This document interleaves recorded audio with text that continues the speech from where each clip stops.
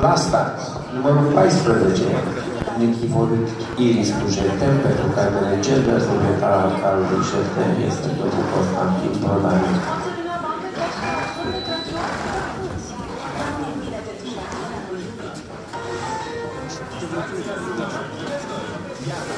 Se pregătește ultimul concurent în această probă, Ivan Ștefan, numărul rang de la CSR Sibiu.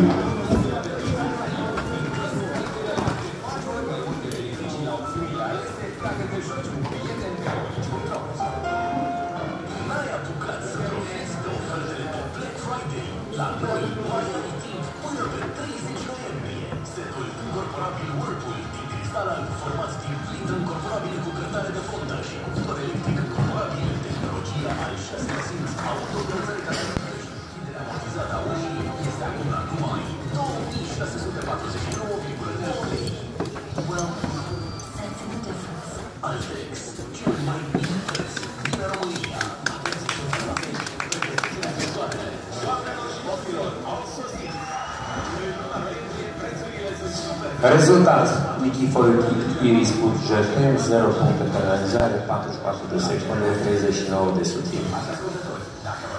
La start, ultimul concurent din această probă, Ivan Ștefan, numărul rang de la CSR Sibiu.